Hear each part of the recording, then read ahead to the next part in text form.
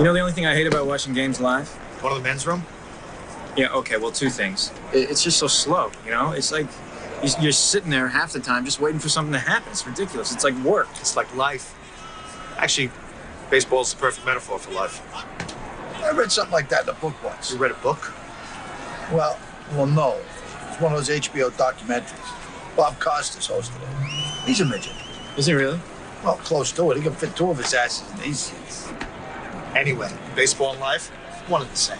I mean, everybody says that life is too short. Bullshit. Life, unless you get cancer or hit by a bus or set on fire, it takes forever. Just like baseball. It's a series of long, mind-bogglingly boring stretches of time where absolutely nothing happens. So, you take a nap. And then, after a little while, when that crisp crack of the bat hitting the ball, so crisp you can almost smell that wood burning, jolts you awake and you open your eyes to see something so exciting and intricate and possibly very, very meaningful has just happened, but you missed it because you were just so goddamn bored in the first place. Oh, you know, a couple of hot dogs, throw in some beers, the occasional blowjob, and that's that.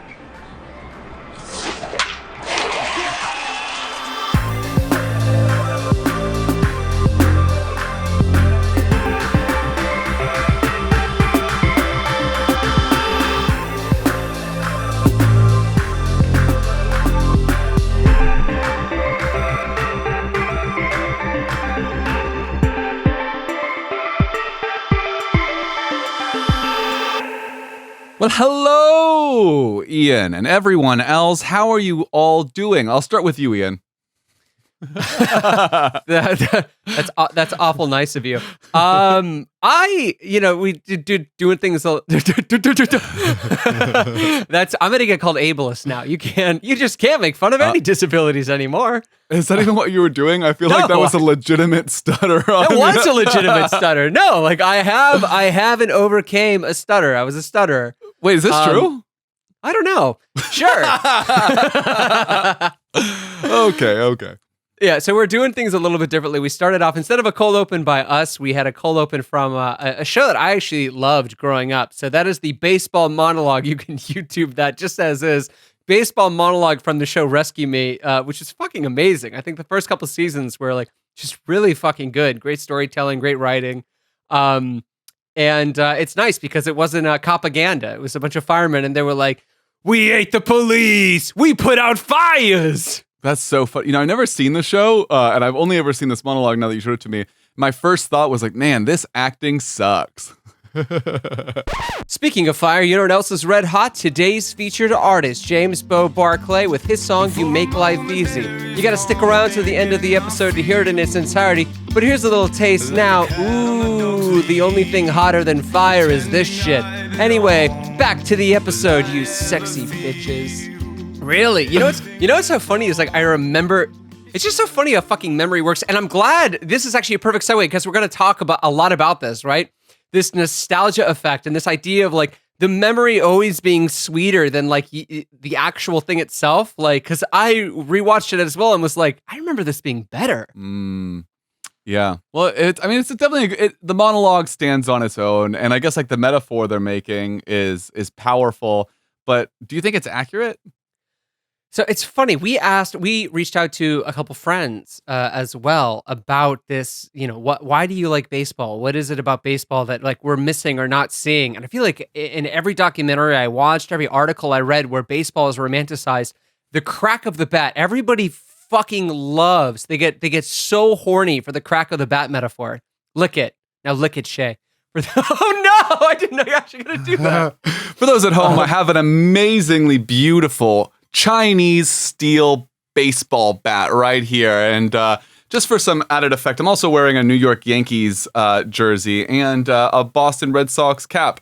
Do you know that I had a Boston Red Sox cap on, Ian? Did you even know that? Well, it's so far back on your fucking head, like I can't even see the logo. Well, like, see, this is the logo for the Boston Red Caps. That's just a picture of a rooster. Yeah, but what does it say? It says cock. There we go. My favorite baseball mascot, the cock. The cock. Hey, wake up, Johnny. Here comes the big cock.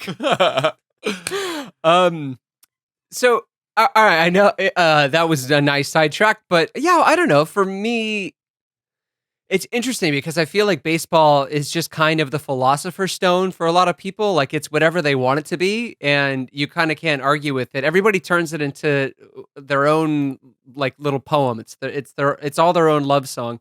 What about you? Do I think it's well, you Does know, the metaphor does the metaphor stand for you? yeah, well, some parts of the metaphor for sure. Like it's definitely long, it's definitely boring. You know what? The I guess yes. Those aren't metaphor. Yeah, Those are you're just right. the actual descriptors of Yeah, baseball. I guess the metaphor would be that life is long and boring and not a lot happens and then eventually you die. Yeah, you know what? Actually, I do think it's a good metaphor. Which is like, why would I want to do something that is just a smaller version of like the agony of just being alive in the first place? Can you imagine that? Like, step right up, get your tickets here. We got a metaphor for life. Metaphors for life here. Yeah, it's somehow though they managed to sell it, and so many people took the bait, and now we are where we are now in the world of fantasy baseball, which is fucking bizarre. So that's I guess that brings us very nicely into how we spent our first week. We've dived. How do I still not know the past tense for this? Okay, it's the past perfect. So it's dive, dove, dived. We have dived. We have dived. So It doesn't sound right though, right? We have dived. But dove is the simple past. Dove is the simple past. But I mean, We dove into it. It's We what's so dived. stupid about English. Like sometimes when you're being grammatically correct, it sounds fucking stupid. Like when you God. say an historical, like fuck off. It should be a historical. That sounds bad. It was an historical moment. You sound like a dick. Those are just the Brits who do that. They're just because they just decided that the H is not going to be pronounced anymore in all of their But you would say Unhistorical. you would say an hors d'oeuvre. Give me a horse d'oeuvre. Give me a horse. A horse. Give me a d'oeuvre. I want a horse d'oeuvres. One horse d'oeuvres. hey. Give me a horse a d'oeuvre. So, yeah, we've been doing fantasy baseball. It's been tight. I guess in this first week, we did our draft. We got 6 of our most gullible friends to join in a real life MLB fantasy baseball draft, and that was actually pretty fun. I know we're going to talk about that a little bit more. I tried to go to a baseball game. I think I didn't. I know I didn't, and that's because we weren't COVID vaxxed, which, you know, I'm kind of glad they had these regulations, but for some reason I was like, oh, baseball people are so conservative. They don't give a fuck about vaccines. They'll let anyone in. But fortunately to my surprise, I wasn't allowed to go to a baseball match. So Fortunately, you mean unfortunately, or do you mean fortunately, like, oh, thank God, now I don't have to go to a baseball game? Fortunately for like the world of COVID people, which I think is just the world. Yeah. I mean, hey, you're a better man than me. I didn't even bother looking. I was like, I'm not going to a baseball game. I can honestly, I don't know. Do you think that's probably part of the immersion, like sitting in the stands, paying like $12 for a fucking beer, $50 for 5 peanuts? I imagine it. I think you could easily spend over $100 at a baseball game and walk out feeling like you made a huge mistake. Yeah, I mean, I feel like I probably would leave with those feelings. But Ian, let me just pop quiz. Since I just recently looked this up, how much do you think it costs to get nosebleed baseball seats in New York? My guess is $20. That's pretty spot on. We found some for 15. But that was pre all of these weird fees they put. I'm not sure if they're like COVID fees or like what the deal is. But yeah, $15. I was like, actually, like that's not terrible. That's as much as you pay for like movie tickets basically these days. And you know, as far for like that's cheaper than movie tickets these days. Yeah, so for like an immersive experience, I'm like, actually, that's not terrible. I mean, like, I'm not going to learn anything about the human condition through this experience, like I might in a movie. But hey, you know, at least it's something to do. It's literally, and we'll talk about this later, it's a pastime. Like it's gonna pass. The time will pass, and eventually you will pass too. You know, it's really funny, and I don't know if this is baseball's intention, but dissident noble poet Joseph Brodsky said in what's that thing where you talk to the students, a commencement speech? Oh yeah. Yeah. He said in a commencement speech, the school's not important. He said that it was your life's duty, your duty in life to let boredom crush you. He said it was like the ultimate equalizer, something that you shouldn't keep trying to escape, because the attempted escape of boredom is life avoidant in a sense. Like if your goal is to avoid being bored, like your occupying force is just constant stimulation, in which case you'll appreciate nothing. So maybe he was a baseball fan. That's fascinating and like kind of dark. I mean, I love it, like in this really masochistic sense. Like I'm just like, fuck yeah, like I'll be bored. Being crushed at all in life feels great. It also feels very Russian, and I think it's worth noting that when he published some of his poems, he was actually sentenced in a Soviet prison or something, like for perversion. I guess he had a sex poem, and they were like, "Hey, there's no sex in poetry in Russia."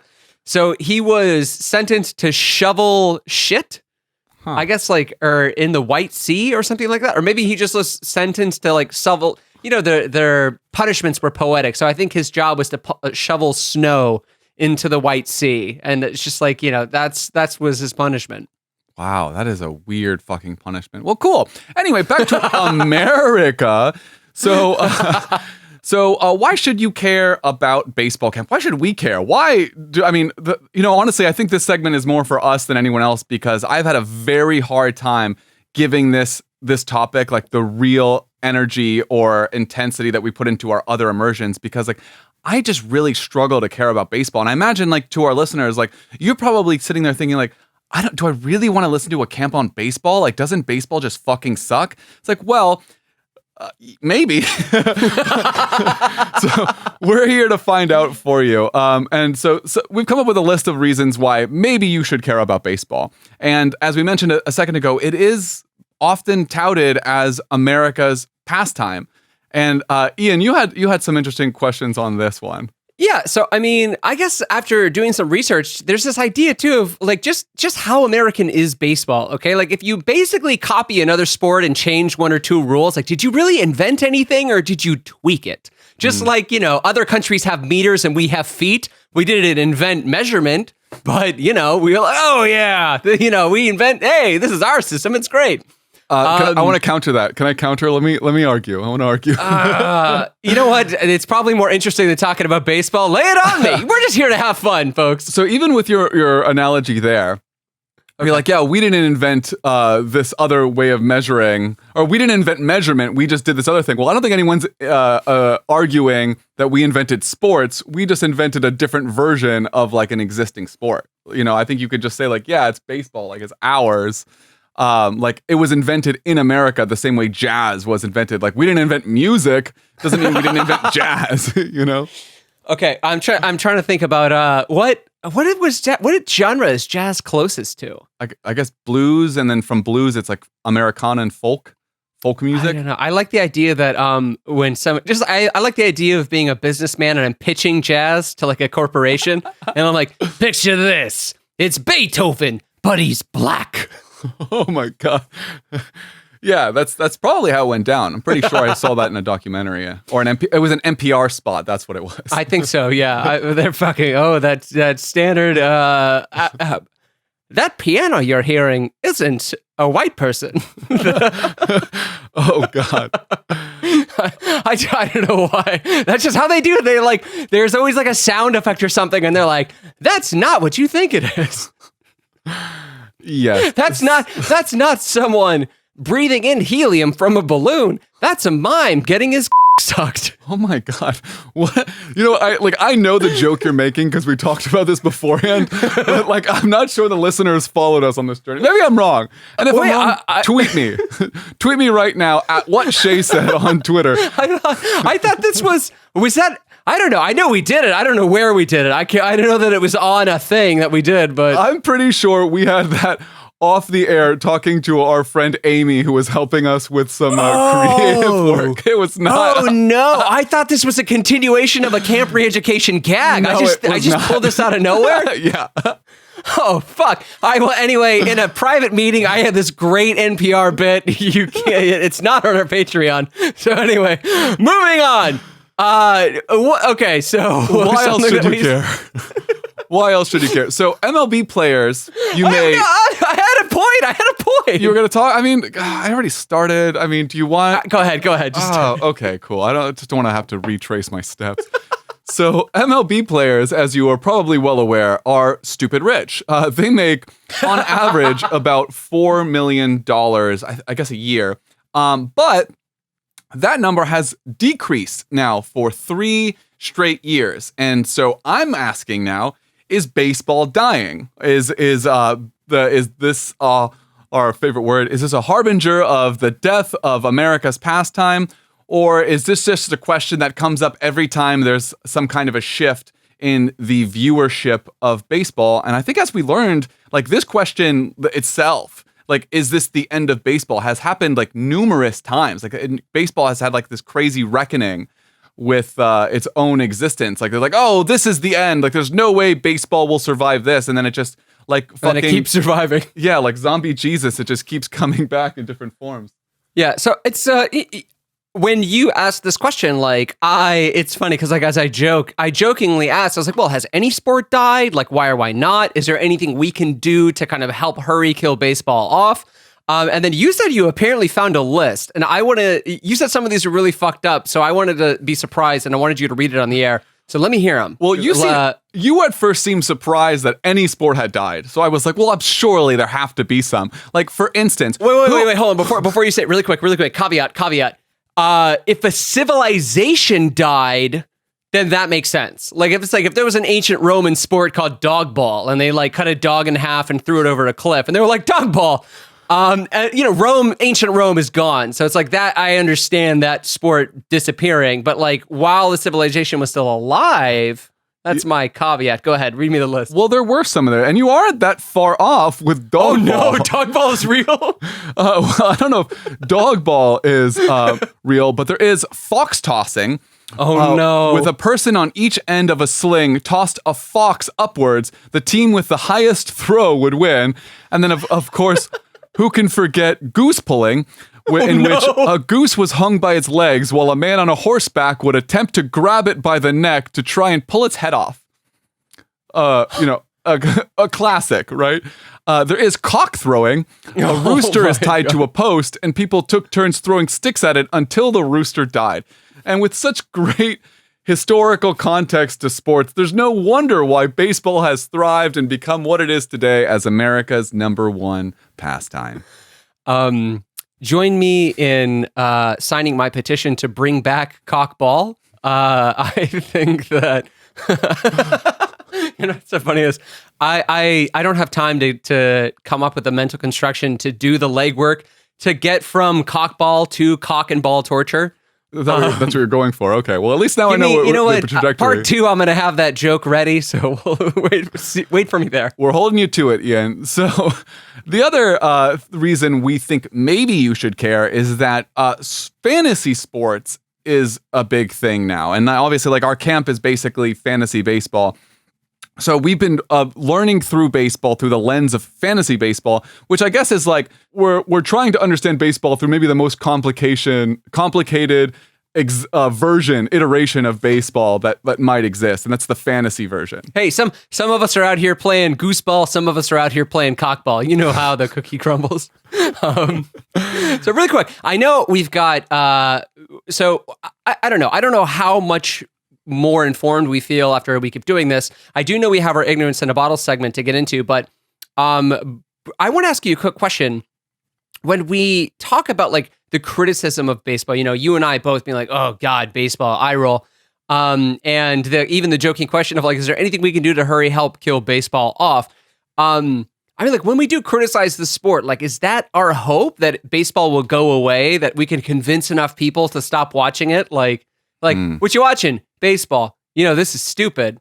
I never thought of it that way. And like, they just turn off and we start like a revolution of people going, hey, fuck sports. That's interesting. So your question to me is the criticism What's the end game? Yeah, of criticizing it? Of our criticism, yeah. I don't know. Does there have to be an end game? Like, can't you just have an opinion and just like that be it? Like, I think this is stupid. Like, I don't necessarily have to have an objective behind an opinion, do I? I think it helps. I think maybe it helps. It helps think about like what the point of the criticism is. Like, if you're just trying to make the person feel bad, then I think that's shitty. But if it's like, if the objective is to, I don't know, enlighten a person to the point that maybe they'll second guess like what they're doing, or maybe second guess the value of the thing that they're indulging in, then yeah, like, I don't know. Well, I guess for me, it's like, that was my question. Like, is my point to, I want people to stop watching it and eventually I want baseball to go away? So I guess like the difference there is like, if you're, I guess the criticism that you have is like an outward criticism that you're like directing towards people and you're, I guess, criticizing it, then maybe, yeah, it would make sense to have like an objective and like maybe that is your objective. But if you just have an opinion, it's like if someone asks you, do you like baseball? And you're like, no, I think it's stupid. Then I don't necessarily know if you need like a motivation behind that. I think that is the motivation. It's just having a feeling is the end. It's not a means to an end. Interesting. I always, sometimes when I have these questions, I always play this mental game of like, would the world be a better place if this thing did or did not exist? And so what do you think for baseball?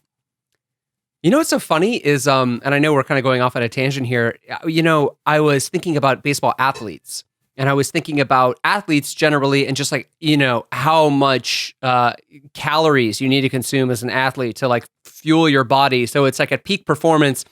And the point of it being at peak performance is so that you can be at peak entertainment value. And I was thinking about how we just got done with mukbang camp, and I'm like, I think mukbang is better than sports. I think mukbang uses less resources than sports does. That's it. Well, certainly does, but I guess it also generates a lot of money, like in a way that mukbang doesn't. I mean, like for not only the athletes, but also for like the surrounding community. I know this is like a contentious fucking thing. I know like so many cities like pay millions of dollars to build these stadiums, and then like, well, who benefits really? Is it just the players? Is it just the team owners? Or does like the economic impact of the surrounding area actually carry over to like mom and pop shops that might be located near these stadiums? Well, I've heard it actually costs some cities money. Like, I've heard it costs taxpayer money to even have these stadiums and these cities. And like, a lot of the owners will basically use their positions as like leverage and be like, if I don't get XYZ, right, I'm taking the team out of here. Well, it's like the same thing fucking like Amazon did with its second headquarters or whatever, like trying to get like the best fucking deal it can for itself, through tax breaks or whatever. I mean, I guess that's where we are with baseball. It is just like huge fucking business. So obviously you're going to be seeing the same tactics used by corporations as you are through like an entertainment. And it's funny too, because also like, it's weird. Like, can our like, I don't know, like if baseball really is like our primary cultural export, or the thing that we like lay most claim to, then like, I don't know, like, can a cultural element like be a product? Like, does it lose its claim to cultural relevance if it becomes available for purchase? And like, is the only reason to keep baseball alive an economic one? It's like, oh yeah, like it keeps a lot of people employed, so we have to keep baseball around. All these questions and more to be determined at the end of Ignorance in a Bottle. So I guess, Ian, without any further ado, let's hand it over to those past versions of ourselves who know even less somehow than we do. Ian and Shaye, take it away. Ignorance in a bottle. Ignorance in a bottle. In a bottle. Hello, everyone, and welcome to Ignorance in a Bottle, an ignorance time capsule to showcase/encapsulate our ignorance before we consult the almighty ignorant, because after all, we are only this ignorant once. I did that without looking at the read-on. I have it memorized. I am better than you. You said it wrong, right? You said before consulting the almighty ignorant. I said you know what? They know what I mean, okay? They know what I mean. Well, wipe that smug smile right off your face. Never. Boasting about how well you know the script. Never. Baseball. Who is it? What does it want from us? Why is it here? And Shaye, what do you know about it? Go ahead and tell me. I'm literally all ears. Both of my ears, I have them. Go. Baseball. What do I know about it? Virtually nothing. This is like one of the camps I'm very uninterested in diving into, because I've decided somewhat early on in life that I'm just not a baseball kind of guy. So, and I guess here I am like reevaluating why it is I decided that before. You know what's fascinating to me in this is that like baseball, for some reason, is a sport that you're like baseball, football, basketball, all the big ones. baseball because we're talking about it, but like I shit on baseball and you're like, yeah, fuck baseball. As soon as I start to talk shit about fucking foosball, you lose your mind. So it's funny to me, like what you have decided to kind of like hitch your wagon to is foosball of all things. Foosball is awesome. You're just jealous because you suck at foosball. I suck at foosball because I don't give a shit about foosball. Okay, like even like as soon as I saw it, I was like, I don't care about this. Yeah, you just don't know how to do it right. Anyway, baseball. Even if I did, you know what? Even if I did know how to do it right, I wouldn't want to do it at all. No. False. Clearly a man who's never executed a successful push shot. Cannot believe someone found the time to name these. Get better hobbies. All right, so baseball. We're here to talk about baseball. I don't know anything about it. I do know that you and I both did baseball as kids, right? I was like I guess it's t-ball when you're like in elementary school. I was in a t-ball league. I wasn't actually in a were you in like did they throw the ball at you or was it? Baseball league. I was in an actual baseball league. I think we were called the Tigers. No, we were called the Tigers. And my coach was my friend's stepdad, and he drove a Firebird, and he would always put us in the back and be like, y'all kids want to have some fun, and then he would speed and swerve the car and then just like throttle us around in the back like we were baby frogs that someone had thrown in the back of a Hot Wheels. So, Jesus, that is awful. That's some awful, irresponsible imagery. So were you good at baseball? Tommy and Daniel's stepdad, they were both on the team. Or were they? No, Daniel was the cool one that was into rap, and then Tommy was the dork that I played baseball with. Shout out to Tommy. They literally tried me at every single position to figure out what I would be good at, and then like we made it all the way to the championships. And I'm almost positive the only reason we won was because that weekend my family went camping, and I wasn't there to fuck up the team. And I remember Tommy's dad being like, turns out we had a pretty talented kid this whole time. And then he just lingered on me for a second, just like staring at me, being like, how was camping, Ian? I love that. I love the idea that your coach asked your parents to go camping that weekend. It's like, hey, listen, like it would mean so much for the team if Ian could just not be here. You know, honestly, this has been like a weird, like something I held against my parents for years and years and years and years. And it never occurred to me that the coach like visited our house and sat at the table and just like, listen, I got a real big favor to ask you. Winning the championship would just mean a lot to these kids. And I don't know if there's a nice way to put it, but if you put Ian in that game, he's going to fuck it up for us. I love this idea so much. Well, you know what? I don't think I was any better when I was playing t-ball. I remember I have this memory that I just never understood the rules, like they weren't explained to me right. So I know like you're supposed to get the ball and like you tag someone with your glove or whatever. Like when you have the ball, you touch them and then they're out, you know. But I didn't realize you had to have the ball. So every person who was surrounding between second and third base, I was just touching every single one of them. And I was like, why aren't you stopped? Like, I got him. I love the idea that like you're just playing tag with extra steps. That's basically what I thought it was. And I know my mom tells me the story every once in a while whenever it comes up. But apparently, like after that fiasco, I guess they put me in outfield. And then apparently my mom and my sister were really embarrassed because at one point I was just like staring straight up at the sky, like spinning in circles with my arms out, just like flailing for I guess like half a game or something like that. Like I just wouldn't stop. Like that's what I did that day.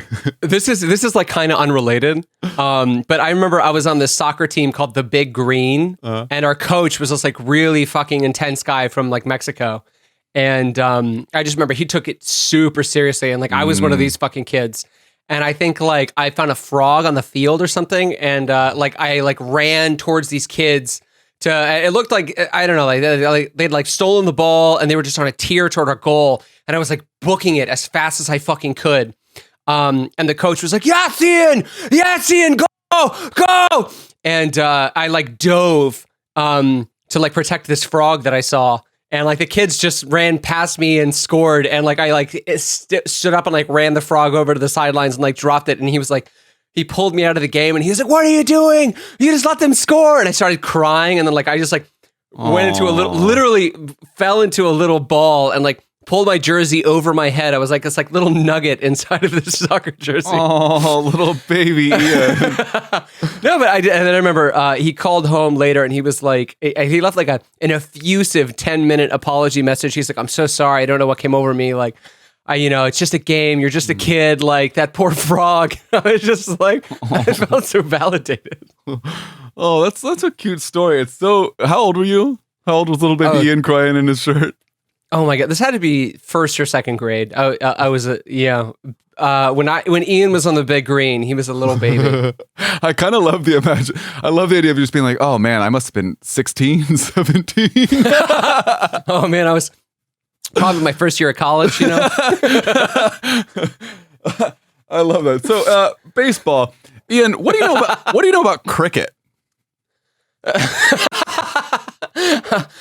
Nothing. All right. So, I had more following that question. All right. What do I know about cricket? Not much. Go ahead. Is it? It's like the same thing, right? It's like an American version of cricket. It's like the dumb American cricket is baseball. Do you feel like that's fair? The dumb American. Well, I guess if you don't know anything about cricket, you don't know. I don't know. You know what's so funny? It's like right when you said that, I was like, isn't cricket like T-ball? Like, does someone throw them the ball or do they hit it off a stick? They throw it to a stick too. And they have like bases, but it's like back and forth. And like the pitch is like all around them. It's like a 360-degree pitch. We should be doing cricket camp. That's another camp. Put it on. But that'll be on the sports docket. All right. Camp Reeducation does sports. Coming to a theater near you. All right. So we did cover our like empirical experience of baseball. Like we do have some experience playing it to a degree, but then it kind of fell off the map for us. And I don't know about you, but at least for me, once I stopped playing it, I think baseball occupies this very interesting like cultural space. They call baseball America's pastime. And I don't know, like, I feel like baseball almost feels imaginary to me. Like it occupies such an interesting part of like the collective American imagination. Like, do you feel that way too? That's interesting. Well, I guess I don't understand what you mean by like imaginary. What do you mean by that? Sometimes I feel like I'm just like in a simulation and like it's like I'm in a movie and baseball is just like an imaginary sport they play in this like sci-fi world. Like whenever I go into a bar and baseball is on, I'm just like, they're still doing this, huh? Yeah, honestly, I spend zero time thinking about it at all. Like it is like it exists. I see it and I literally I don't even understand that there's like baseball happening. Like I get it's there, but I just glaze over as soon as I see it. Like I literally don't know any of the rules. So like when baseball's on, I just like I don't even know what I'm watching. If I'm being totally honest. I know like a couple of the rules. I know there's like a strike box and you got to throw it in the box, and then there's a foul ball, and then I guess like a foul ball is a strike until your last foul ball, and then you get 4 extra foul balls or something like that. I don't know. It's fucking crazy. Yeah. So I'm saying I don't know any of the rules. I do know. I know those things. And I know you got to hit the ball and go around the bases, and you just got to tag everyone, and then they're out. Like I get that whole thing. When I was a kid, I thought switch hitter was like the batter gave the pitcher the bat and then threw to the batter. No, you didn't. Yeah, I know. Yeah, busted. That's too funny. It doesn't feel like imaginary. I just don't give a shit. I just also feel like it's like a dying beast. Like we used to care about it as a country, but we care less about unifying around sports. But maybe that's not true because there's still fucking football. I guess it just got replaced by a more eventful, sport. Like I just think like football's more interesting. My theory for this is that I think that really started happening when TV started getting better. Because the more you put baseball, the more high definition you added to baseball, like the more you could just clearly see it was a game where nothing happened. And then like football, you were like, wow, these guys are really beating the shit out of each other. Like on these like old TVs, when it was just like, at the top of the stadium and they looked like little ants kind of colliding and falling, you were like, whatever. But once they got into like high D and you could see a guy like Goldberg spearing another guy from the neck down, and you're just like, holy shit, this is fucking amazing. Yeah. Yeah, it definitely seems like. Do you think that's what it is, though? You think it's just that it's just the television changed it? I mean, it's a boring show to watch in person. It's a boring like game. Like you're still just watching. Like most of the time, everyone's just standing in the dugouts, right? Yeah, but think about like peak baseball and like I don't know when peak baseball was, but I do know it was a time before cell phones, right? So it's like it was before this era of constant entertainment. So I imagine like in an age where you just had to ride the subway, like not look at your phone or anything. Like a baseball game was probably pretty exciting by comparison, I guess. So are you saying like watching baseball was better than being on the subway without a cell phone? Yeah. Just think about how easy it is for us to remain entertained now. Like we could, if we wanted to, we could be in a constant state of entertainment. Like picture the person listening to this right now. Maybe they've got headphones on, maybe they're washing their dishes, maybe they're in their car driving somewhere. They're probably masturbating. Yeah, go ahead. Faster, daddy. God. Sorry, faster, mommy. I don't like it at all. Anyway. No, but like it's funny that like in this age of like constant entertainment, what is baseball's place? Like this very slow moving sport that like there can be entire games where like there's no score. I mean, it's kind of like soccer, but at least soccer they're constantly running back and forth. Right, That's right. another story. And you and I talked about this a little off the record. There's like this, I feel like all they have now is the tagline, "We're America's pastime," even though America's new pastime is police violence and racism. So, well, that's their pastime. I would say that's been around for a while too. They're just no, I want to change that. It's police violence and mass shootings. That's our new pastime. Yeah, I just think it's just marketing. It's like they're hanging on to whatever. I guess like a patriotic obligation to like keep going and I don't know, caring. I really do think that's what it is. Like they're using that to guilt conservatives into liking the sport still. Well, I know liberals that watch the sport as well, but I mean, at this point, what's the difference between the two parties? But that aside, no, but like, yeah, it's. I agree with you 100%. I just feel like it's this thing that like they're like, hey, you can't get rid of us. We're America's pastime, and I think this is what I mean when I say like imaginary, because like when baseball being America's pastime, like I'm imagining in America where like men wore top hats and like women were flapping and just. What they were called flappers, right? Yeah. I don't know if they were flapping though. I don't know if that's just always flapping, never stopped flapping. They loved to flap. Yeah. But I mean, even that America is like an imaginary version of the country. Like that was an America when like men could beat their wives with sticks and like kids worked in coal mines and the actual pastime was like dying in factory fires because like there weren't anything as safety codes yet and like this like awful holistic. I'm carrying the word holistic, like landscape, and again, like when we idealize America's past, like we look over these really ugly, brutish parts of it. And it's weird because I feel like baseball is kind of doing that as well. It's like, I remember a time when a man could hit a ball with a stick.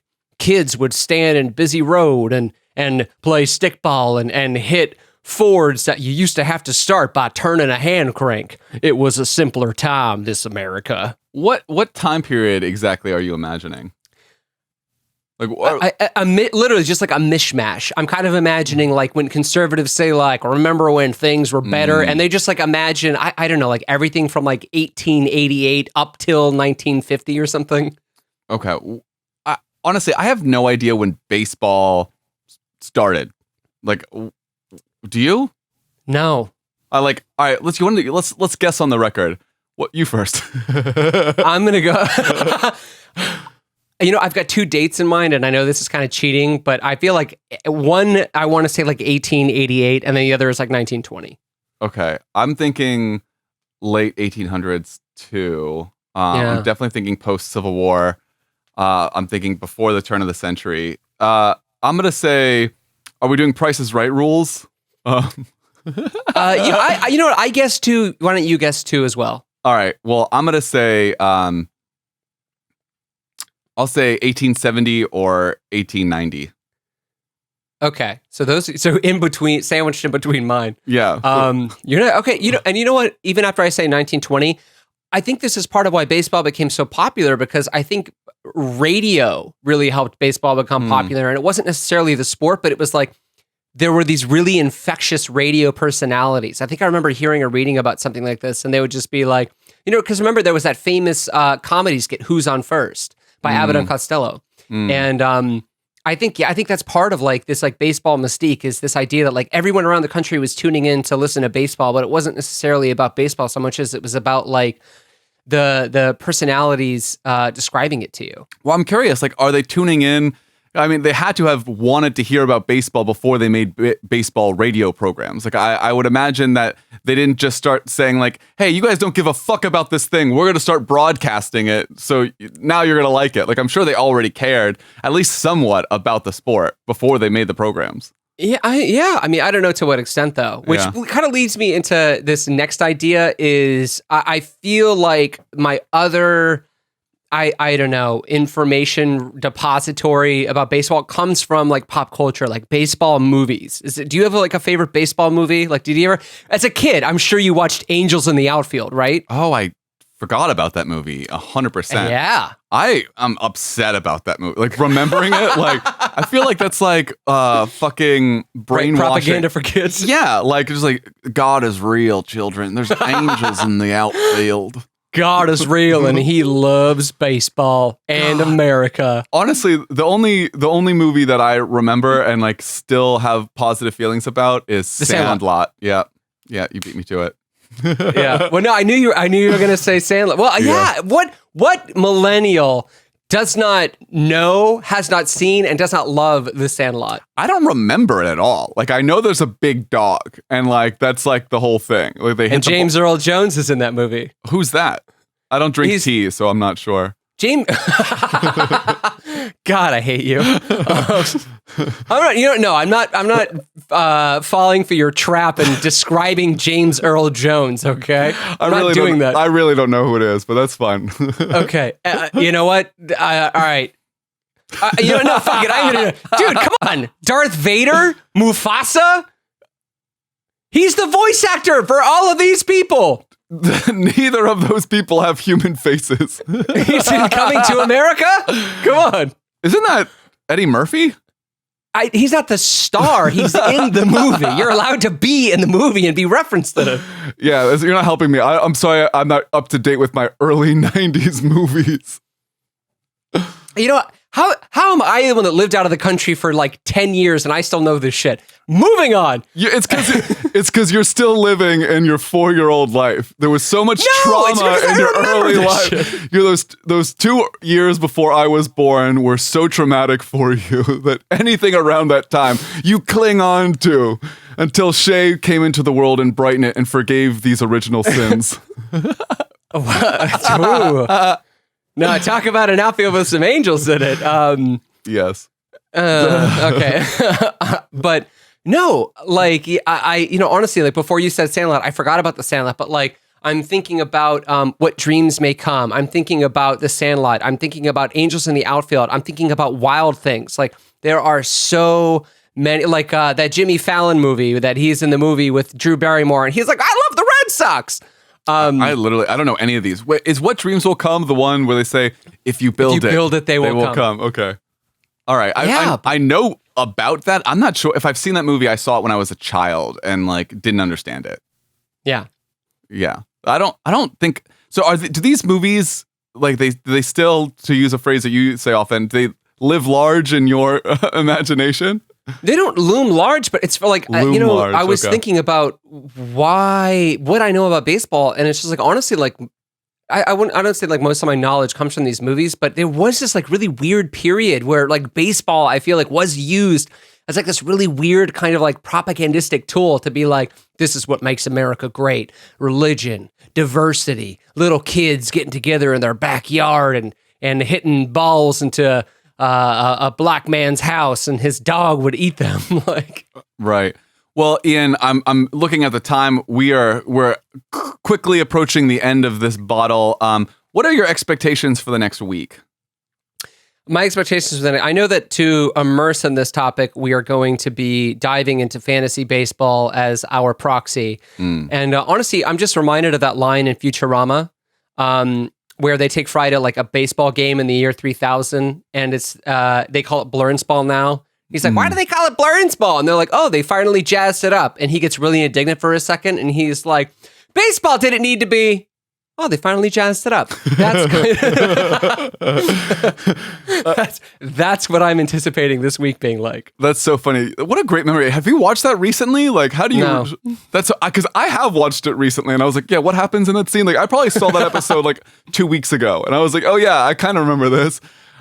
Regardless, okay, yeah, I am imagining hating it, being very bored, having to spend a lot of time looking up very minor, insignificant details and insignificant in the greater scheme of like the world, and it being like I don't know. You know what? It's funny. Like, I'm not looking forward to challenging these biases and preconceptions because like all of our like camps typically like whenever we're like challenging like toxic masculinity by like going in the other direction, like I fucking love it.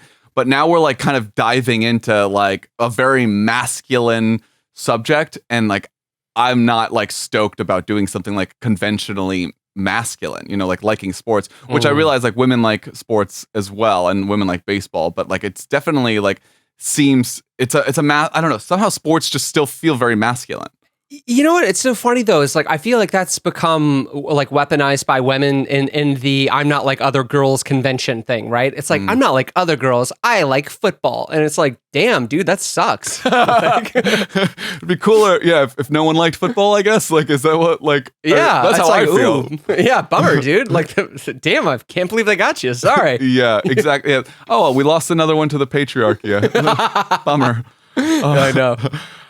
Okay, cool. Well, I guess with that, we'll have to go find out what the fuck fantasy baseball is, and through that, I guess we'll learn what baseball is as well. All right, cool. Shaye, it's been delightful spending time in this bottle with you. Let's pass it back to future Shaye and future Ian. All right, do. Just gonna every time now. All right, ignorance in a bottle over. Ignorance in a bottle. Ignorance in a bottle. In a bottle. Thank you once again to past Ian and past Shaye. I wouldn't be me without you. You're what makes me special. And if you could see where you'd end up now, I know that you'd be proud. So, you know, it's always nice to feel connected to you. So, I mean, immediately coming out of that, I apparently learned this past week. I don't know. Baseball's got a long history. Like, if you include hitting rocks with sticks, it's been around forever. But I guess like it really started to take shape in the 1840s and 1850s, which I'm not going to lie, surprised me a little bit because I'm like, fuck, that is old as shit. Nice. Well, yeah. Do you think I mean, that's not that surprising to me. I felt like, I mean, okay, so we did think it was in the 80s, like late 1800s, but like we were off by 50 years. I was like, all right, well, that's not that bad. You know what? In the grand scheme of things, you're probably right. 50 years is probably nothing. Yeah. I mean, I'm thinking like the history of like chess or whatever. I was like, that shit's fucking ancient, you know what I mean? And like, I'm sure soccer, it probably has like a history that's like 2 or 3 times the length. I have no fucking idea, but my guess is like at least 600 years of soccer in some form. Soccer probably started like on ancient battlefields when they were literally kicking around the heads of their enemies. And they were like, hey, I bet you can't kick the head of your enemy through those 2 trees. And he was like, oh yeah, watch me. You're on, Augustus. Take that. Take that. Yeah, so, well, listen, we've got a lot of show to cover still. We heard what we had to say. We still have more to hear of what we had to say, but a more informed version of what we had to say. The show is complicated. I'm just now realizing what a complicated show this is. Anyway, without further ado, let's dive into my first captain's log because I was obsessed with this idea of America's pastime. Like what the fuck this means, why why we cling to this so severely and so intently. And there was an interesting question that came up, and I know you think you've got an answer for it, but let's hear what I have to say. Let's hear what you have to say, and then we'll hash it out. What's up, brother? It's who else would it be? We're on video now. All right. There's no confusing it. It's me. It is your boy. Okay, the illustrious, the lovely, the lascivious. I'm out of adjectives that start with L, and I'm going to move past this. All right, so listen, we've spent the past week like watching baseball clips, thinking about baseball, watching documentaries about baseball, and I came across this line by this writer Gerald Early in one of the Ken Burns documentaries on baseball is I really, I don't know. I wanted to just kind of focus on beginnings and endings. And he says this interesting comment about baseball. He says that, first of all, it's a beautifully designed game. It's beautiful to watch. But then he says something that gave me a lot of pause, because it sounds really meaningful, but upon reflection, I don't think it means anything. He said, principally, baseball makes me feel American. It makes me feel connected to the culture. And I just thought that was such a fascinating statement to make, because it made me think, and I'm curious to hear what you say about this, like what makes you feel American? What makes you feel connected to American culture? I mean, at first glance, or on first reflection, nothing makes me feel connected to American culture, and I'm not entirely sure what makes me feel American. And he also says that he thinks American will be known for three things 2,000 years from now. Come on, we're not going to be around 2,000 years from now. When they study the civilization, and he says it's the Constitution, jazz music, and baseball. And I mean, there's a lot in there. There's a lot to unpack, but I'm so curious to see what you have to say about this. I'm sure it's going to be fascinating. So I'm going to go ahead and stop here, kick it back over to us, and we're going to chat about it. So, Shaye, your beautiful, lovely, sexy thoughts. So before you give me your beautiful, sexy, lovely thoughts, I just want to say it's, I said like lustrous. It's just lustrous. And I don't know why, but basically I said I was shiny and horny. So that sounds like you. That feels spot on. Like you've nailed it. You've nailed your prime characteristics in one tidy little adjective. There were two tiny little adjectives, okay? Shiny and horny. That is me. That is who I am. Well, Ian, to answer your question, what was your question? I know you had all this time in a captain's log to ask it, and I listened, I swear, but if you could just summarize it for me. So my question was basically, I mean, I think that's such an interesting, well, he didn't pose it as a question. It was just basically a statement that he made, but I was like, does this mean anything? It's just like one of those things that sounds meaningful until you stop and think about it, and you're like, this doesn't mean anything. What makes you feel American? And like, what makes you feel connected to American culture? Like, I think that's such a fascinating idea. Well, you know what's interesting about this is like, I know when like the first couple times I went abroad, and like sometimes I went abroad with like other people, or like I feel like, and this isn't a dig at you at all, but like sometimes when I've heard other people like just start to like branch out of like American culture or whatever, like being American or like leaving America is really what I mean. Like they're like, oh, America has no culture. Like people say that all the time. That's like, what is American culture? And to me, that feels like the most ethnocentric approach to at all. Like it's like, we are normal. Like we are like the baseline over and or under which we judge every other civilization or every other culture or society, because we're just normal in that approach, right? And then like, you know, we'll say the French are like they're like a sophisticated version of us is like inherently what we're talking about. And so you're effectively normalizing what it is to be like American, which is like fine. It's totally fine. I mean, but what that is it's basically just you're giving away the idea that you are the baseline, which is not the case at all. Like that and in that lies ethnocentrism. So I think like when people say like, well, what is it American? It's like, well, yeah, baseball is American. Like it was made in America, popularized in America, and like that popularity went outside of America, and that is American. But like, so I guess I don't like have any kind of issue with that, or I don't know. I guess like the main thing I wanted to like focus on was just that idea that like being American is a thing. Well, I didn't say that it wasn't. I said, I don't know what makes me feel connected to American culture. Like, and, you know, it's funny. I was talking to Julian about this, and Julian's from Korea, and comparatively, Korea is thousands of years old as opposed to America, which is only a couple hundred years old. And I think, you know, Canada, Australia, and the United States, they're really like three of the main, they're an interesting experiment in terms of nations, because they were the three countries that really developed contemporaneously with capitalism. So it's like you have cultures whose, you know, mindset is basically to create and manufacture, produce, and sell. So it's like, I think that part of the American like Weltanschauung is essentially like that. It's like I don't know. It's part of it's like in our fucking blood. This idea of like, no, industry, optimization, streamlining, like, entrepreneurship. Like, I think that's very much part of the American culture, but like, that's because now we live in like this transnational corporate world. Maybe that's why it doesn't feel like it has a culture, because this is now just a ubiquitous frame of mind. And, the director of Parasite, Bong Joon-ho, I should know this. You know, when he talked about the success of his movie Parasite, he was like, well, we all live in the same country now called capitalism. And the reason I kind of felt weird about this is because I was just like, well, you know, why baseball? Like, why not? Because we invented it. Like, why not movies? Why not the telephone? Why not airplanes? Why not cars? Like, these are all things that were created in America, but it's like, oh, baseball makes you feel American. It's like, well, if that's an American invention, why don't all American inventions make you feel connected to America? Like I'm driving around in my car, like, fuck, I feel American right now. Well, I guess like cars, and I know, like, I you know, it's funny because as soon as you said this, I was like, I know that there's like this contention, like different countries claim that they invented like airplanes. Like, I know if you ask like a French person who invented the airplanes, they don't say the Wright brothers. They have their own Wright brothers who invented like the first French airplane, whatever. The Bread brothers.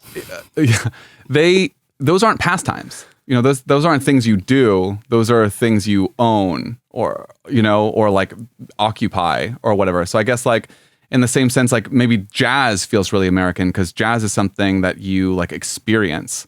You know, or like other forms of American music. Like those are things that you like, they make you feel American because that's like an experience that you undertake. And I, you know, like even like movies, I feel like, yeah, like I think movies are kind of American. Like I think, you know, we do take pride in like our Hollywood. I mean, like, you know, Hollywood. I think we used to. Yeah, that's true. I mean, like the golden age of cinema, like absolutely. Yeah, absolutely. Yeah, 100%. Hitchcock. Oh God, the all over like our westerns and shit like that. Ooh, I mean, those are problematic. But you know what? Like, even just to, like to touch on, so like things that make me feel American, like, and it's weird because it's the kind of question we ask all the time. What is water? You know, like, and I think like when I don't feel like anything's American until I like don't have those things anymore. Like, you know, as someone like I like eating vegetarian like a lot of times, and like I go abroad. Like I was in Argentina, and it's just like, yeah, I just want to go somewhere in a metropolitan city and like be able to eat not meat, you know, and like fuck, like that is insane. So like having a vegetarian diet makes me feel fucking American. You know what I mean? I love that you went to like the steak capital of the world and you're like, where's a guy gotta go to get a cucumber around here? It's insane how little they consider the fact that you don't have to eat fucking steak for every meal. Truly. No, but you know, honestly, like I appreciate that answer. But yeah, it's weird because like, you know, it's so funny. Like when I was in Lebanon, and like when I was coming to the end of my tenure there, all I could think about, I was like, God, I can't wait to get back to America and sit in a fucking diner and have a waitress call me sweet thing, or like honey pie, or like sugar cube dick, and That was after you paid and went home with her, right? Because it's the size of a sugar cube, which is how I got the nickname. But like a big sugar cube. No, yeah, of course. Yeah. Anyway. But that's like all I wanted. I was like, God, I just can't wait to like go to America, sit in a diner, get free refills on coffee, order an apple pie with a scoop of ice cream on top, and just like kind of sit and watch the world go by. And I know that's like not unique necessarily to America. Like I'm sure other countries have their equivalent. But yeah, I just was like, why, you know, it's funny because I feel like for people that haven't really thought about the answer, baseball is just kind of their go-to. They're like, yeah, baseball. Like, there's nothing more American than baseball and apple pie. And it's just like, you know, out of everything that you could choose, it's funny that baseball kind of reserves this place in the collective imagination as like the most American thing possible. And to me, it's just, I don't know, it kind of stops me in my tracks a little bit. But I know I like your point of view and the way that you try to drag me for being a racist. For being a colonizer. Well, again, I wasn't saying those are your opinions. I was just saying those are opinions that some people have. You. Yeah, but yeah. I mean, at least that's what I think. I don't know. Well, you know what? I think that we covered that beautifully. I think that's one for the record books. And I know that you've got your own ideas about. You know, I was as is my custom, like I was just obsessed with this, baseball is a cultural phenomenon and its place in history. And then per you and your beautiful little math brain, always adding stuff up and multiplying numbers and subtracting numbers and making little columns and spreadsheets. What is this world you were thinking a lot about fantasy baseball as like our primary entry point into this world. So let's hear what you had to say about the gamification of games. So I feel like there's no surprise that I have never really liked watching sports. And I think a big reason for that is because I've always rationalized to myself, like, why would I watch a sport when I could play it myself? It's like watching other kids going out and playing and just like sitting at my living room window and watching them and being content with that. I've always like found that like as a really unsatisfying perspective for like an activity. Like, why would I watch you do it when I can? And so like when I think of like the fantasy baseball aspect, what I kind of see is like you've managed to take watching baseball so much. You've watched it so much that you know everything that's happened for like the last couple of seasons, weeks, months, years, whatever.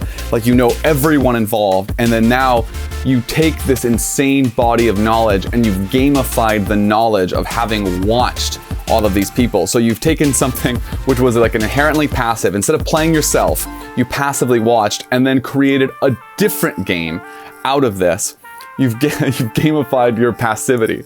And like, I think, like, I like that it's gamified now. Like now that in itself, like does appeal more to me, but you still have to get through this very long period of consumption. Like there has to be this threshold that's passed of watching an insane amount of baseball, or at least familiarizing yourself so much with other people playing the sport that it still seems unattractive to me, because I still would have to put in all of those hours just watching in order to play this other game.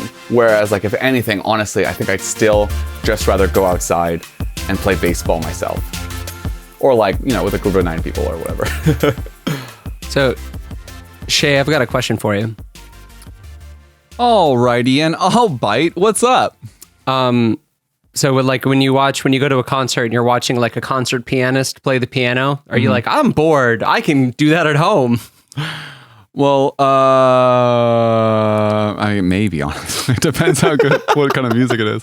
When you're sitting in a movie theater watching like Leonardo DiCaprio on screen, you're like, I'm out of here. I'm going to go home and make my own movie.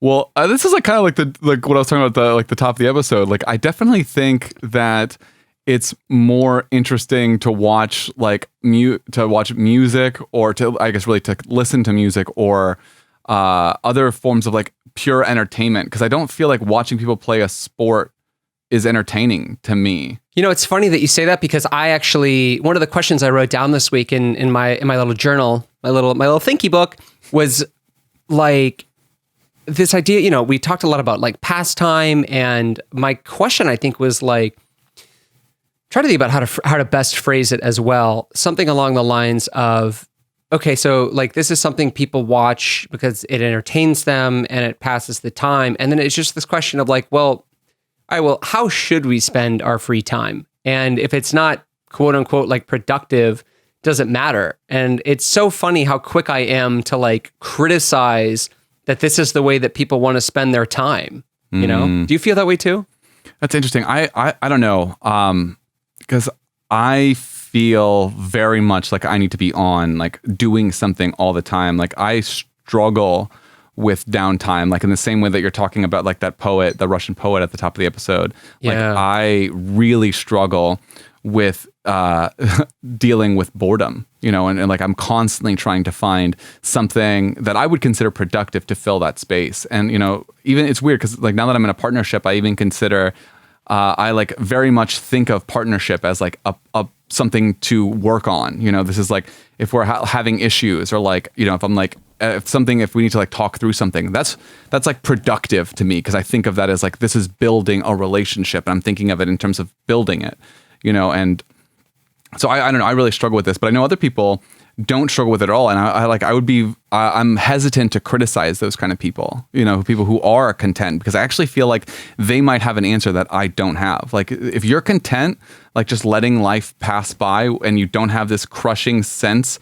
of like, I don't know, maybe, I don't know if it's insufficiency or incompletion, maybe like, yeah, then something exists in you that I kind of wish exists in me, because I would like, probably, honestly, to be able to be content doing something super, what I would consider mindless. Like I wonder if life would be better if I had a little bit, slightly more contentment in my everyday life. So I don't know. So that being said, like I still don't like sports, but like, and I think there could be better ways to even be passive or like content with doing nothing. But I don't know. Like that's why I like meditation camp. I don't know. Well, what's so funny is like you kind of touched on this in the beginning of the episode. I've never thought of it like this before, but it was really funny. You said like, why would I want to watch like a gamified version, a gamified metaphor for life? Like, yeah, it's really long and boring and nothing happens. But it's interesting because like, I think that we get the same thing out of like literature and music and cinema that, some of these people get from sports. And it's just funny because maybe it feels less, maybe it feels less effeminate to them. And they're like, no, yeah, but it's a sport. But there is like this pretty hefty romanticization of it. Like this, in game form, this metaphor for like waiting around, like working hard with nothing happening, no payoffs. And then like this life-changing instant, like this moment where the bat hits the fucking baseball. And it's just like, I don't know, like this thrill of possibility. And in one of the documentaries I watched about baseball, Mario Cuomo, the Cuomos have had the Cuomo crime family has had their grip on New York for as long as I can remember. He said one of the most thrilling things about baseball, and that maybe this is one of the things that we hate, is that there's no clock in baseball. Like you're never up against time isn't the thing against you. Like it's all up to you. Like even if you're down 10-0 and in your final inning, you could still come back and win, provided that you play smart enough. So I don't know, like. Maybe there is just like this narrative element, one, and then two, it's funny. Aristotle liked drama because he said that society needs catharsis and that drama was how they could get it. Tragedy was how they could get it in plays. And I wonder if that we've just kind of substituted, tragedy for following a sports team, and like losing is, kind of the modern way to confront mortality and loss, and then winning is that moment of joy, that catharsis that Aristotle talked about, that like kind of helps make you feel alive and reminds you what life feels like. You touched on something right at the beginning of this that really makes me think, really makes me recontextualize, I think, like my relationship with sports. And maybe this is inherently condescending. So I just want to put that caveat there and see if you... To me? Give me a second to brace myself. No, I think you'll be fine with this one. But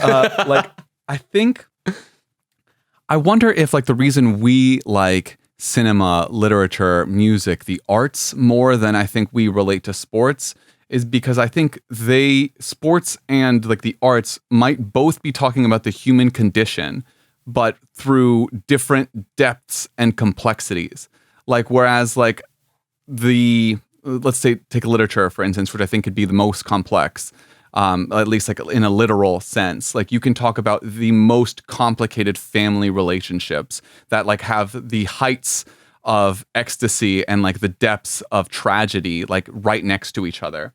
Whereas like, and with so much nuance and complexity that like, maybe that's too much, or like just, maybe that's off-putting, for fans that really prefer sports to that. And so they want like a simpler analog to that. And that's for them, that is like someone hitting a fucking baseball, it's shooting super fucking far into the field. They're like, wow, I did it. I hit the ball far, only to have someone catch it and get them out. And you have that same dichotomy of like ecstasy and despair right next to each other in a form that might be more digestible for some viewers.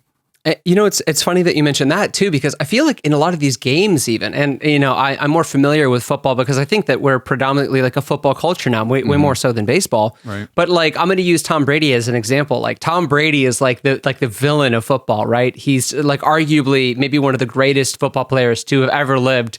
He was, he loves Trump. He left, Boston or the New England Pats, maybe he was kicked out to like go be on the Tampa Bay Buccaneers and like almost through spite wins the Super Bowl. And just like, it's just like, fuck, like, he's handsome. He cheated on his fucking wife with his supermodel. Like he's a son of a bitch. But think about like, how good it feels to watch him get fucking sacked. Just to, like watch somebody absolutely lay this guy out on the field. But like with all these games too, like they always dramatize it ahead of time. They're like, this is so-and-so's last season. Like I remember when Jerome Bettis, who was a running back for the Pittsburgh Steelers, like won the Super Bowl and then retired. Like, I mean, they're just like literally playing all these things like through his career. And like, even if you were against the Steelers, like you could still walk away from that game and feel like good for Jerome Bettis to have worked so hard in football his whole life and like get a Super Bowl. And you're like, wow, like that's just so great. That's really meaningful. And like on the one hand, it's absurd. It's like foundationally built on nothing. It's just like this like construct of meaning. Like, wow, this guy was really good at running with a ball in his hands. But you know that it means a lot to him as an individual. So it's like I do know that people put like so much stock into sports. And again, like it goes back to this idea of catharsis where it's just like, maybe through what's the word I'm looking for? Proxies. Sure. Yeah, I'll use that. You're kind of living vicariously through these players and like their victory becomes your victory. And it's like, I'll never have a moment like this in my life, but fuck, it sure feels good to get this close, I think you're right about the living vicariously through these other people. Like I actually had never considered like people are like, yes, like my life, my football touchdown. I don't know. God, I cannot talk about sports at all. Also, just a quick aside, like you're like, yeah, Tom Brady's the enemy of the NFL or whatever. I'm like, I literally like, I don't know who that is. Like I've heard that name before. No idea who he looks like. Don't know what the Tampa Bay Buccaneers are. Like I'm a very ignorant sportser. But just like me, I'm sportsing. I honestly don't know anything about it. And it's funny, like I was going to talk about something else, but now I'm way more interested in this new topic, new idea. let's keep going. Like even like SNL or Lonely Island had this parody that my girlfriend Stephanie showed me this week, and it was like I like sports and I don't care who knows. And it's just like these bros, like the joke is like bros like not caring about like liking sports. It's like no one's gonna, I mean, I guess we're judging people who like sports, but like also it just seems like the people who are in touch with sports or like who really into sports like don't seem to like have as emotional of a grasp on like things generally is like my impression. And I know that's a stereotype and I'm sure it's wrong, but that's like where I'm starting from with a lot of this. And a lot of this like also like kind of touches back on like why I don't think I like sports. And I know you and I both had captain's logs that touched on this, but seeing as I'm the one in control here at the editing station, I'll go ahead and only play mine. So let's go ahead and do that now. What's up, Ian? Shaye here, and it's day 4. And we just did our fantasy draft last night, and I was reflecting on it, and maybe to my chagrin, I thought it was a really fucking good time. I really, like, it was weird because I didn't expect it. I mean, I guess I kind of expected it to be fun, but it was a blast, man. Like, I liked hanging out with you guys. Like, we had the whole Zoom meeting together. We had, like, everyone picking their teams, and, like, granted, no one knew what the hell we were doing, but it was still, like, a lot of fun. All of us figuring it out together and like being like a little competitive, but also like hardly mattering because there was nothing, like no real consequences to it one way or the other. So it was like really fun. So I was coming around thinking like, okay, well this seems like pretty, I mean, at worst it's like a chaotic neutral or something, or whatever. It doesn't seem like there's really any major drawbacks to it. So then why have I for so long like kind of hated baseball as like an extension of like the general sports world?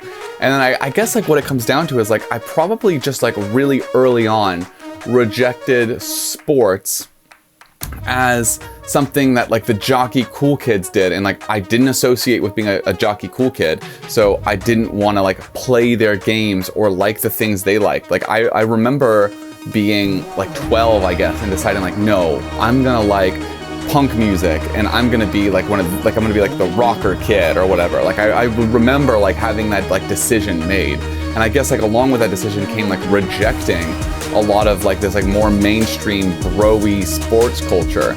And so I think like I chose to dislike it first and then found reasons to dislike it later. And now I'm going back and wondering like, okay, well, does that make sense? Like I know I've met cool people who like sports.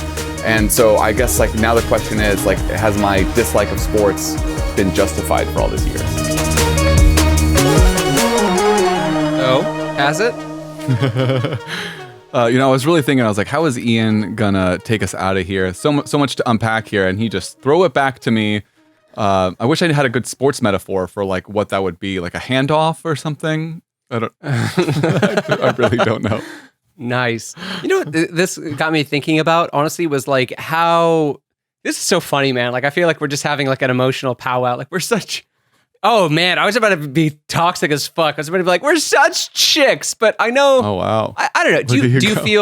Do you feel like a conventional man? Let me go ahead and just lay that out there. Like that's an interesting, tough question that I think a lot of men in society is asking these days. Do you feel like a conventional man? Do you think such a thing is a thing at all?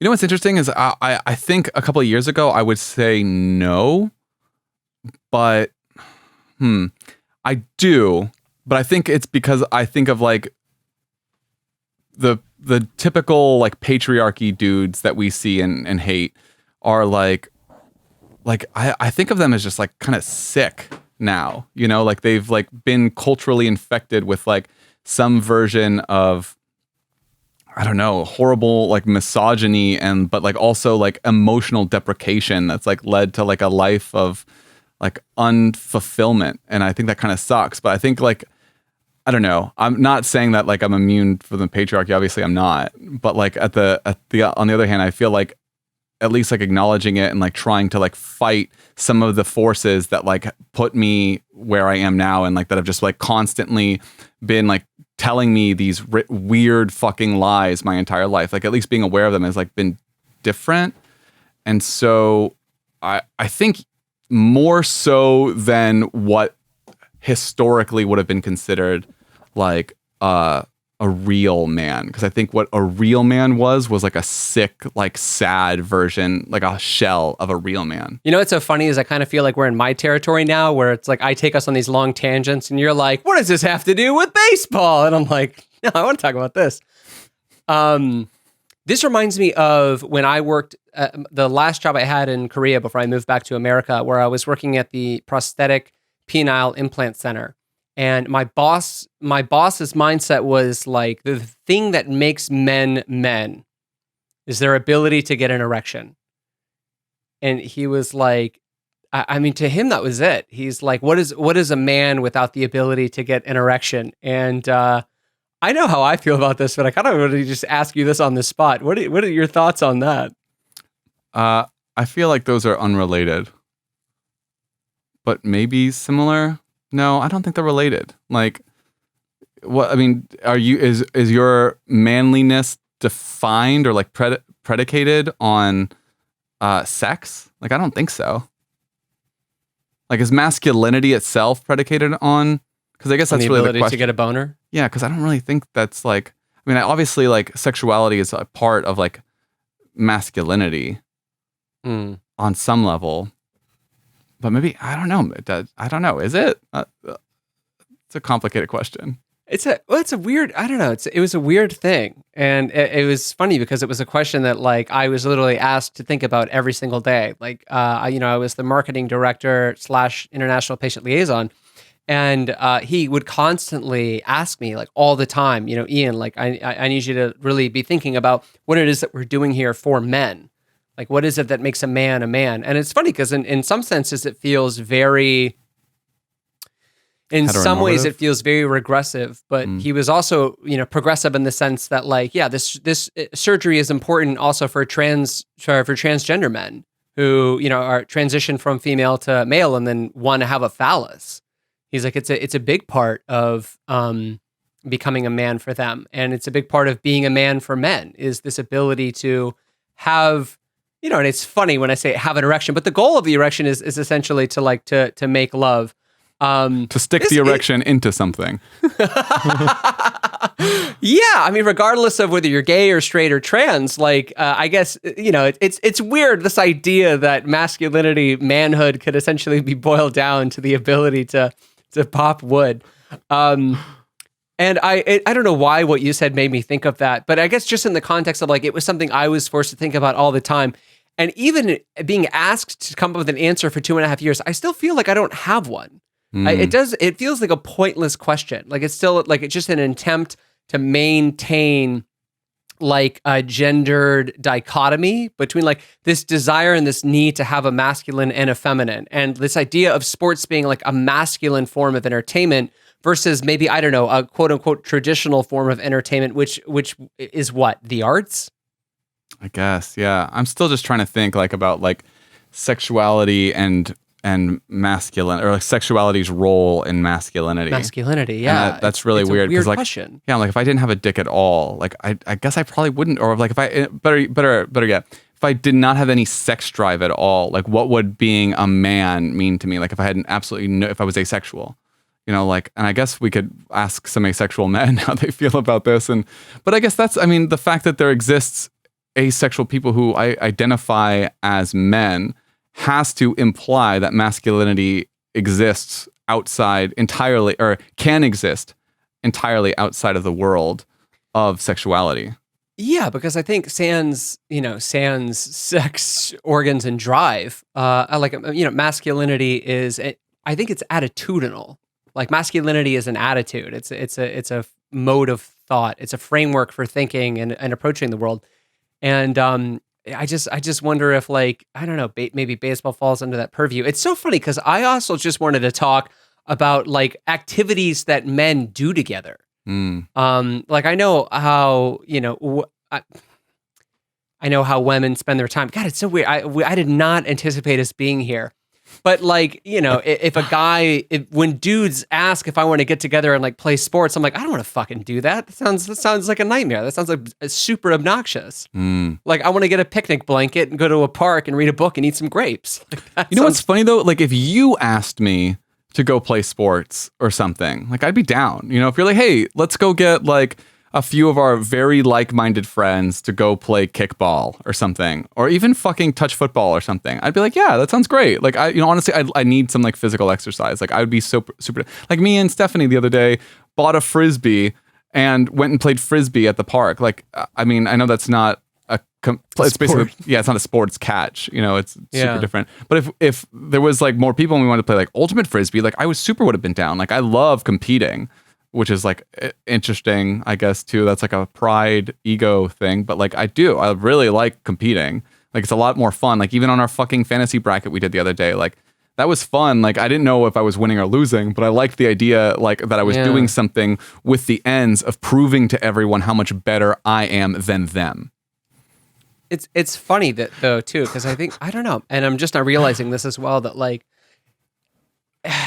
is the way Americans present competition somehow unique in the world, where even our pastimes are competitive to the the pastime version of enjoying something is also competitive. We figured out a way to make watching something competitive.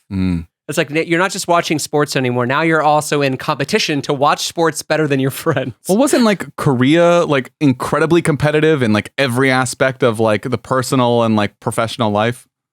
I mean, now, in the past, I don't know what it was like. So maybe that's just maybe that's just capitalism then. That's not a necessarily American or any national claim. That's I know every country has competition, but again, if we think about just the way that sports proliferated in the United States, the rapidity of fandom, and I don't know, this is an idea that I feel I could come up with a satisfactory answer for if I took some time to think about it, but on the fly, I'm it's just something I just kind of realized. I'm I don't know, maybe the way that Americans view competition is, I wonder how it holds up compared to other countries. I know test scores are really fucking important in Asia and Japan and Korea and China and even Germany.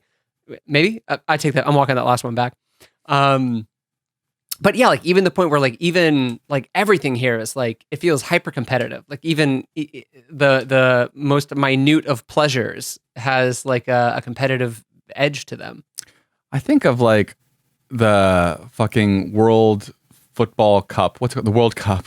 FIFA for soccer. You know, like that seems incredibly hyper competitive. And in fact, the U.S. is not a very competitive team. You know, competitive in the other sense of the word. In FIFA, you know what I mean? So I think of like Brazil and like, you know, all of the fucking Western European teams that are like constantly like dominating this and like working very, very aggressively, and like the fervency, if that's the adjectival form of that word. Yeah. Fervency. No, that would be the noun form. And what do you the nomial form? Anyway. Nominal. There we go. We got there. No, that's the name form. But that's the same thing, right? Noun and name. I guess, yeah. I guess you're right. Wait, hold on. Yeah, you know what? I there's another term, but this is devolving into grammar camp. Sustentival form. Maybe I'm bringing that from something else. No, anyway, everyone. Nominal, yeah. You know, you know where I was going with that last point, so we'll just assume that I got there without a huge detour. So Ian, I think that's basically it for me and my captain's logs, and seeing as I cut yours short, I guess that's it for the captain's logs in general. Is there anything else you want to say before we hand it off to our sponsor and wrap this baby up with our final thoughts? You know what? Honestly, I don't know how I feel about that last segment generally. There's so much more I want to say and say better, but you know what, man? They can't all be winners. I'm going to chalk this one up to a loss. If only we had another week to talk more about this. You know what? There's more time to talk about it. Let's leave it here. I think, you know what? Let's go ahead and save it for next week. Let's hear from our sponsor, and let's close her out. Hello, everyone. Today's episode brought to you maybe by you. That's right. You, the listener, can help support Camp Re-Education with a simple monthly donation on a website called What's That? Patreon.com. Never heard of it. That's because you're a bad fan of the show. If you want to be a good fan of the show, you'll go straight to patreon.com/Camp Re-Education and give us as much money as you possibly can afford this month and every month for the foreseeable future. Too rich for your blood? Then go ahead and go to our Instagram.com account.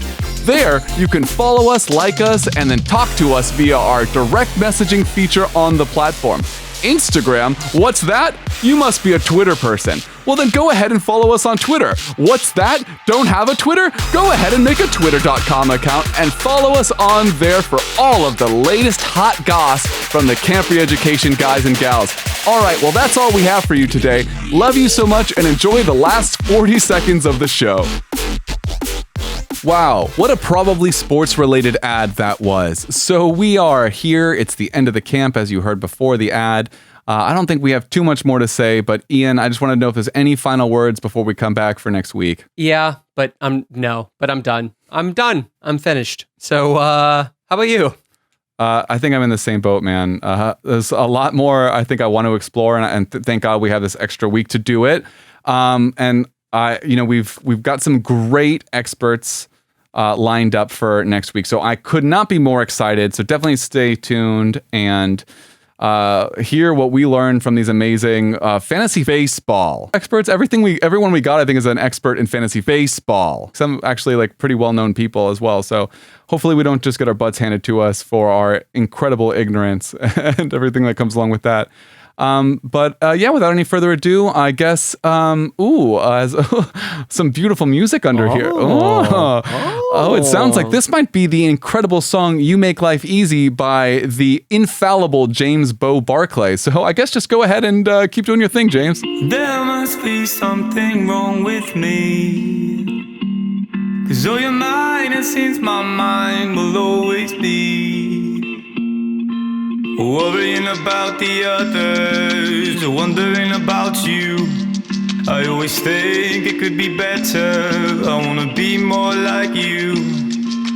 But sometimes I'm finding my head still, and for a moment there is calm, but then again I feel like a cat on a dog's lead, pretending I belong. Will I ever feel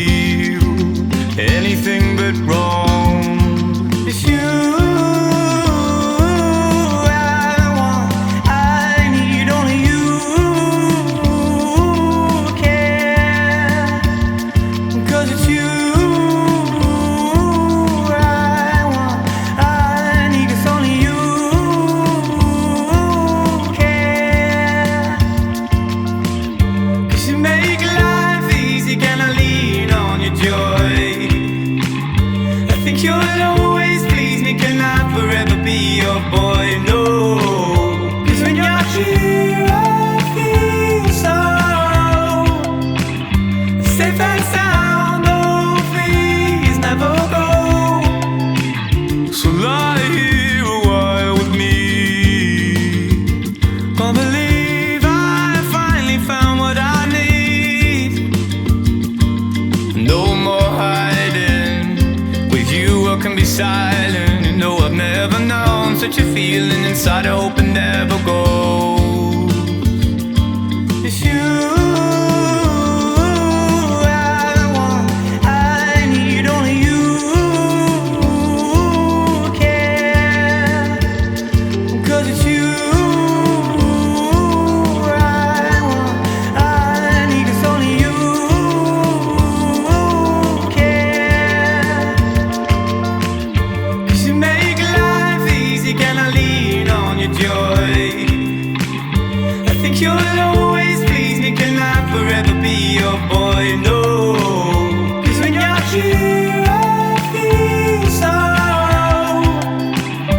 safe and sound. Oh, please never go.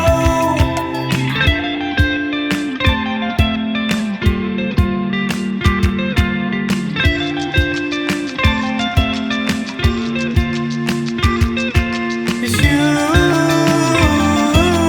I want, I need, only you